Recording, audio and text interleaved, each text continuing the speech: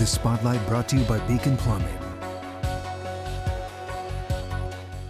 Good evening and welcome to The Spotlight. I'm David Rose, and we begin with a child's day at the park, which ended in an unthinkable tragedy. Police in Kent say a 19-year-old driver, who they believe was drunk, struck and killed the 12-year-old boy as he was riding his scooter home. It happened around 7 o'clock earlier this week on 132nd Avenue Southeast, about a half mile away from Sunrise Elementary School. That's the school where the victim had just graduated. The Spotlight's A.J. Janabel spoke with the boy's mom, who said that her son always followed the rules, always made sure to use the crosswalks, and this accident should have never happened. This is 12-year-old Gabriel Corey. Just a few weeks ago, he graduated from Sunrise Elementary School. Gabriel's mom, Shelly, tells me her son was creative, working to make his own clothing line with his friend. He played sports and he was always safe.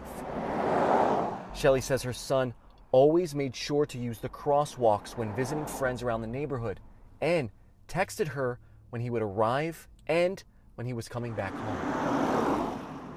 Tuesday night, Shelly says she heard the sound of a crash just feet from her home.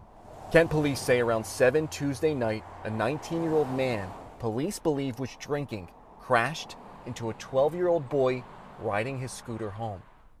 That boy was Shelly's youngest son, Gabriel. She tells me she and her family want to speak but need more time. However, she wanted me to emphasize how much she appreciates first responders' efforts and the community's support. On Wednesday, officials with the King County Prosecuting Attorney's Office told me the 19-year-old suspect refused to appear in court. Police tell me the teen is facing vehicular homicide charges. I don't walk it. About 6 months ago, a teenage girl died just a few feet from where Gabriel was killed. According to reports, the girl was trying to cross the street when she was hit by 2 cars. Neighbors like Ernest Downs tell me this road needs to change. This is just really, really dangerous, and we are concerned about kids walking. That was A.J. Janabel reporting. A GoFundMe has been set up if you'd like to help Gabriel's family. You can find the link on our website, fox13seattle.com. Also check there for the latest on the case against the driver. Meantime, we've asked the city of Kent if they have any plans for road improvements along that stretch of 132nd where the accident happened. They did not say yes or no, but they did say they use cases like this in their road improvement process. Now to Bellevue, where we have some shocking video and details about a shooting there. The footage comes from a man recording what he thought might be his last few moments alive. It also helped police catch the shooter responsible. Detectives say Romeo Plummer was caught on video shooting from a car window on May 27th after an argument at a gas station. After more than a month of intense investigation, officers arrested Plummer at his home. The Spotlight's Alejandro Guzman takes us through the footage showing how detectives connected both the shooter and the driver to this crime. This is where the victim begins recording what he believed would be his final moments around 11:27 the night of May 27th. Come here. Come on. The 31-year-old telling detectives he had been singing and drinking with another man by a metro bus stop near the front of the AM/PM gas station on 8th Street in Bellevue. You could throw away gang signs. Me vale. The argument starts getting heated when the passenger in the backseat displays a gang sign, and as they start pulling out from between the 2 gas pumps, the same man flashes a gun at the victim. Yo, I ain't put myself. As a car begins to drive off, 4 shots are heard. Fortunately, no one was hurt. Officers responded, and the victim immediately shares this video where they almost get a clear shot of the license plate, its make, and model. A 2012 Nissan Altima. Detectives tracking down the driver, 21-year-old Erika Solis Ibarra. They compared her driver's license to the video, who appears to be the same person. Court documents say she denied knowing the man who fired the shots, telling detectives he and another man approached her and her sister, offering them $20 for a ride. Detectives impounded her car for fingerprints. About a week later, investigators reviewed surveillance videos from that night, getting a closer look at the shooter. Documents say officers spotted Solis Ibarra and the alleged shooter walking into a grocery store off Rainier Avenue South in Seattle 2 weeks after the shooting. They grabbed his car details. The former owner led them to 24-year-old Romeo Plummer, who purchased the car off Facebook. Officers did a deep dive of his account and compared these photos of him to the video of the shooting. Detectives also picked up on Plummer's hand gestures, a common gang sign for the 44 Hoovers, a criminal street gang. Investigators say they also searched his Instagram account, where they found this video of someone firing a Smith & Wesson silver and black semi-auto pistol resembling the one Plummer pointed at the victim and fired. Last Thursday morning, Bellevue Police Special Operations and Seattle SWAT served a warrant at Plummer's home, where they say he walked out minutes later. Inside, officers found 4 ghost guns, a 3D printer, and the clothes he was wearing the night of the drive-by. Now tonight, Plummer is in custody with a $150,000 bail. The driver has also been arrested. Charges are currently pending against her. Back to you. The ghost guns and printer found in the Bellevue case are just the latest indication of how widespread these untraceable firearms are and the tools to make them have become. Last year, the Department of Justice seized more than 25,000 ghost guns domestically, and we're on track to meet or exceed that number now, with more than 10,000 ghost guns taken so far in 2023. The ATF has linked ghost guns to 692 homicides and non-fatal shootings through 2021, including mass killings and school shootings. The nationwide manhunt is over for a Michigan woman accused of shooting and killing a traveling certified nursing assistant in Everett. Christopher Wilson was found dead inside his apartment on Baker Avenue on June 10th. Tuesday, we learned that his girlfriend, Shante Grimes Hamilton, was arrested in Ohio. The Spotlight's Jennifer Dowling spoke with the victim's father, who is relieved that she's been found, but he still wants to know why this happened in the first place. There's a relief to where which an individual is in custody. Cornelius Wilson spoke to us by phone. Grateful police finally caught up with Shante Grimes Hamilton, the lone suspect Everett police named in his son's murder.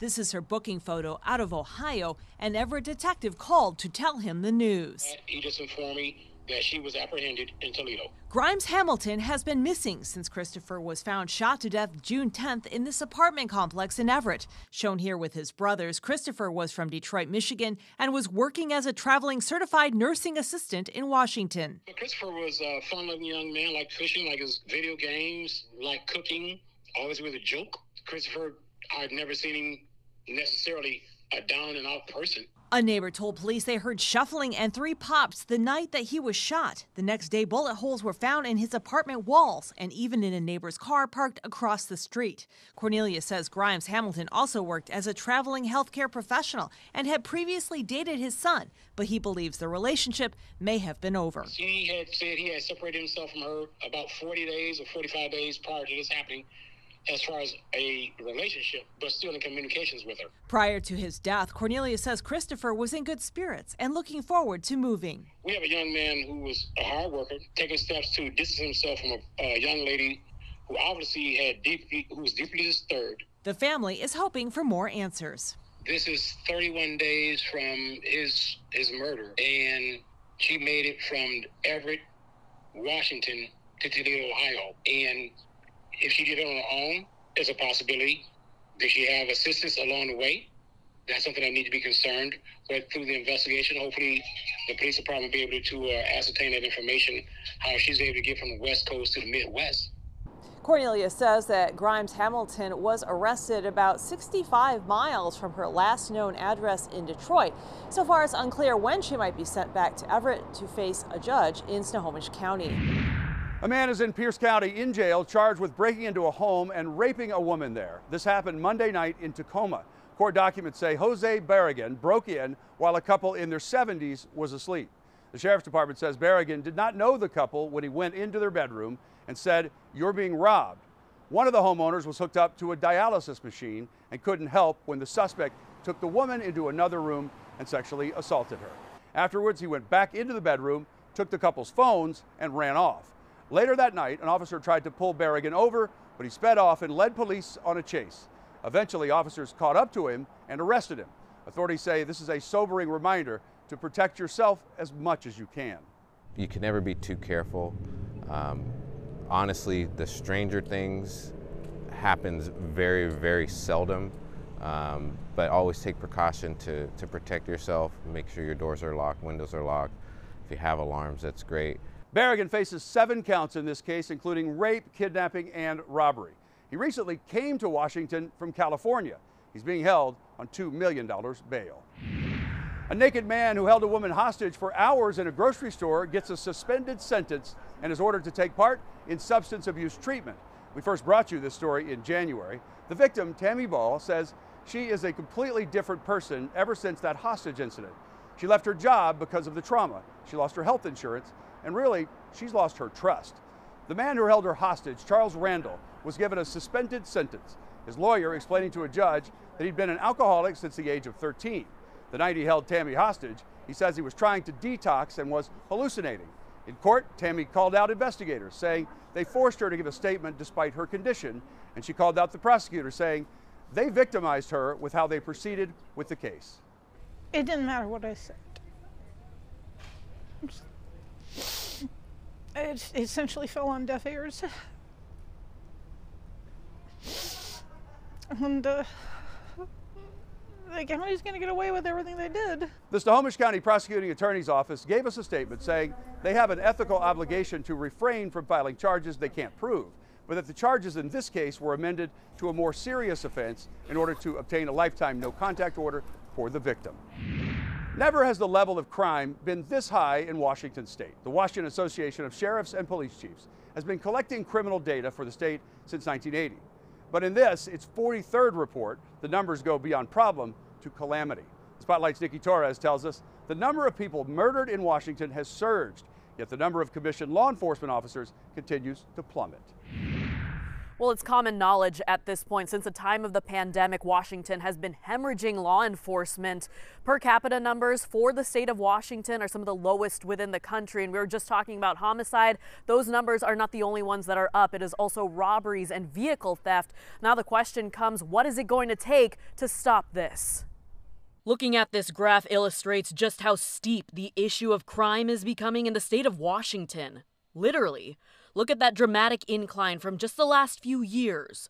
Almost 400 people were murdered in the state last year alone. With that increase of 16.6% compared to 2021 to that all-time high of 394, that is 96% more murders than we had in 2019. We have never seen murder rates this high in Washington, ever. This is not the same as every national trend.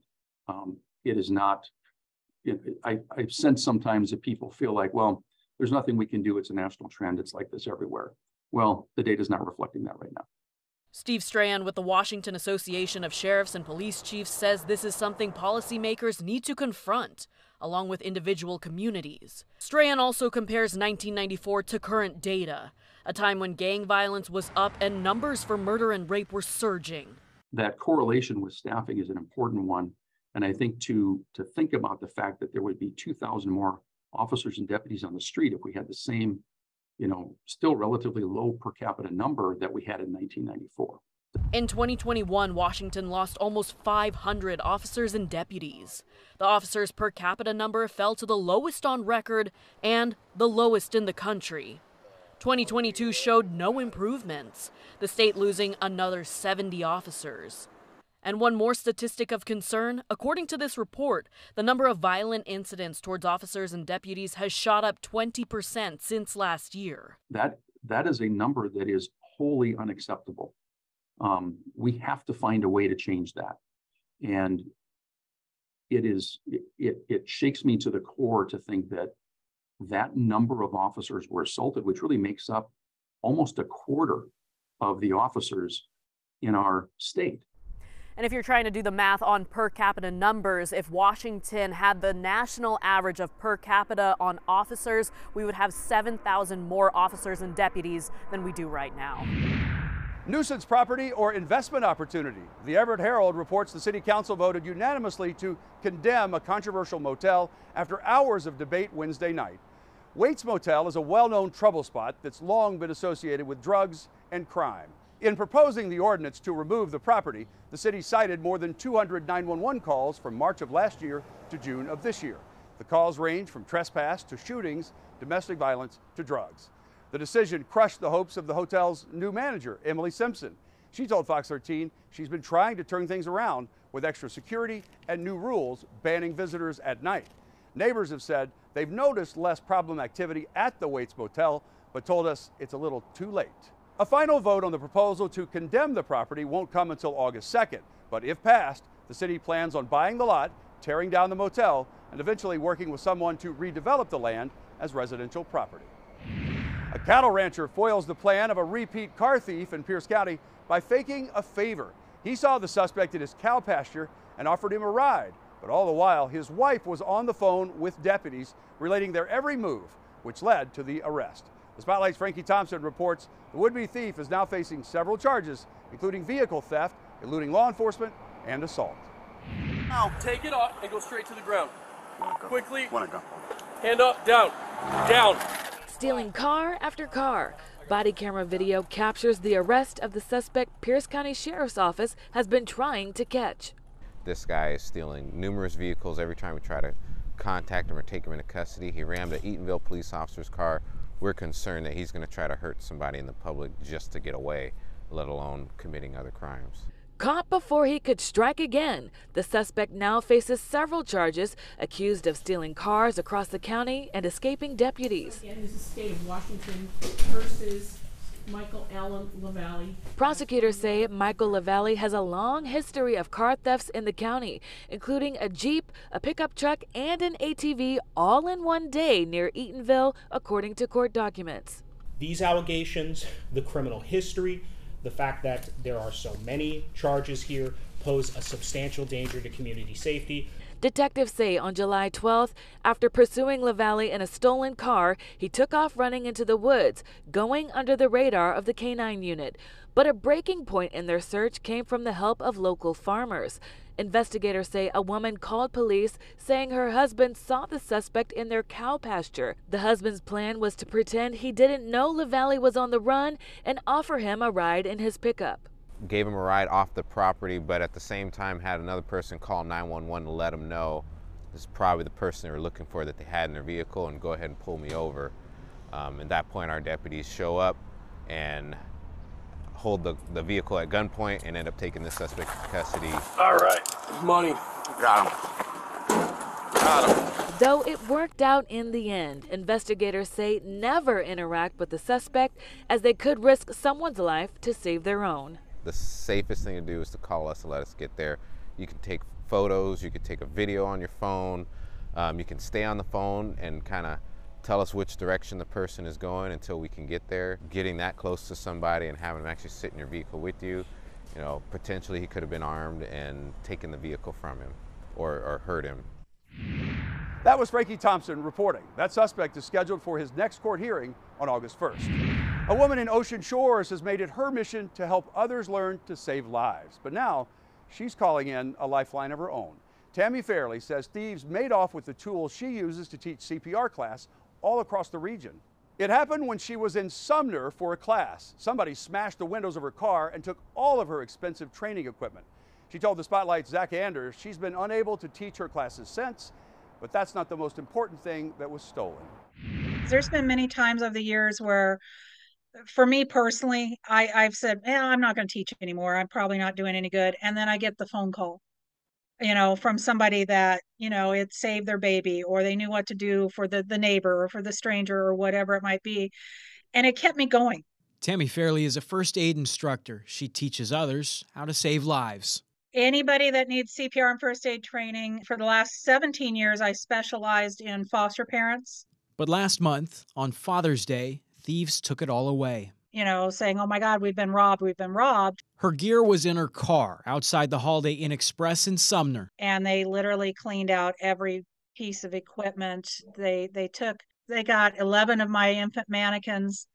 They got 2 of my adult mannequins. They took my defibrillator trainer.